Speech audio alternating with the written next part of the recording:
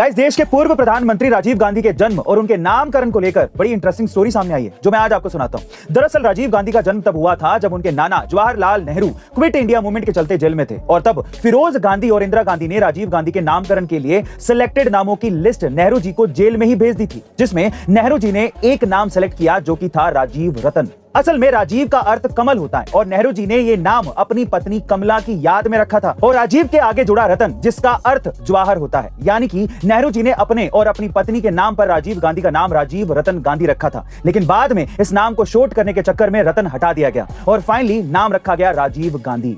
हालांकि जवाहरलाल नेहरू राजीव के नाम के आगे नेहरू लगाना चाहते थे, लेकिन फिरोज गांधी उसके सख्त खिलाफ थे। वैसे गाइस, क्या आप इससे पहले तक राजीव गांधी के नामकरण के पीछे की स्टोरी जानते थे? कमेंट सेक्शन में जरूर लिखिएगा। गाइस, आशा पारेख को फिल्म जगत के सबसे बड़े सम्मान दादा साहेब फाल्के अवार्ड से सम्मानित किया गया है, लेकिन क्या आप ये जानते हैं कि आशा पारेख की सफलता के पीछे एक बड़ा संघर्ष भी छुपा हुआ है? जी हाँ गाइस, ये बात है साल 1942 की, जब भारत छोड़ो आंदोलन अपने चरम पर था और तब आशा पारेख की मां सुधा पारेख प्रेग्नेंट थी, लेकिन बावजूद इसके उनकी मां ने इस आंदोलन में बढ़ चढ़कर हिस्सा लिया।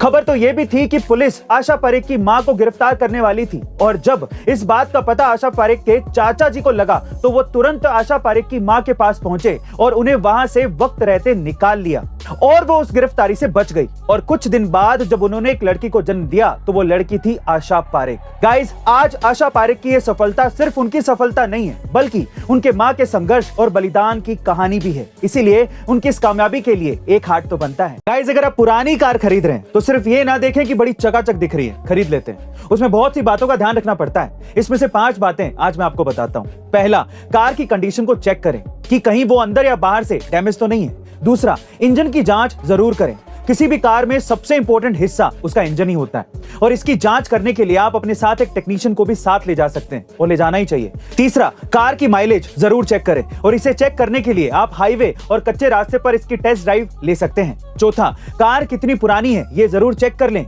यहाँ गाइस, मोटर व्हीकल एक्ट के तहत कार 15 साल से ज्यादा पुरानी नहीं होनी चाहिए, इसलिए आप इसके मॉडल को जरूर चेक कर लें। और पांचवा, कार के सभी डॉक्यूमेंट्स लाइक इंश्योरेंस, आरसी सभी अच्छे से जांच कर लें, और इसकी जांच आप ऑनलाइन भी कर सकते हैं। सो गाइस, अगर आप पुरानी कार खरीदने जाएं तो इन सब बातों का ध्यान रखें। गाइस, क्या आपको पता है कि 5G इंटरनेट किसी विदेशी वैज्ञानिक की देन नहीं है, बल्कि एक भारतीय की देन है? जी हाँ गाइस, फादर ऑफ साइंस कहे जाने वाले हमारे ग्रेटेस्ट साइंटिस्ट जगदीश चंद्र बसु ने ही हमें 5G इंटरनेट टेक्नोलॉजी दी थी। दरअसल जगदीश चंद्र ने 1895 में कलकत्ता के प्रेसिडेंसी कॉलेज की प्रयोगशाला में एक ऐसी वेव की खोज कर ली थी जो 5G जैसी टेक्नोलॉजी को लाने के लिए काफी कामगर थी, और इसी वजह से उन्हें साल 1897 में रॉयल इंस्टीट्यूट ऑफ लंदन में डेमोन्स्ट्रेशन के लिए बुलाया भी गया था, जहां उन्होंने साइंस की प्रगति के लिए अपनी इस खोज को पब्लिक डोमेन में ही रखने का डिसीजन लिया था। लेकिन 3 साल के अंदर ही एक इटालियन साइंटिस्ट ने उनकी इस खोज में मामूली से बदलाव करके उसे अपने नाम पर पेटेंट करवा लिया था, जिसके लिए इस साइंटिस्ट को नोबेल प्राइज भी दे दिया गया था। लेकिन 120 साल बाद साल 2012 में जब असली सच सामने आया तो सबको पता चला कि जगदीश चंद्र बसु ने ही इसकी खोज की थी। गाइस, आज हम जगदीश चंद्र जी की इस खोज की वजह से ही 5G टेक्नोलॉजी तक पहुंच पाए हैं। उनके इस योगदान के लिए एक हार्ट तो बनता है, और ऐसे अमेजिंग वीडियोस के लिए A2 मोटिवेशन चैनल को सब्सक्राइब जरूर कर लीजिएगा।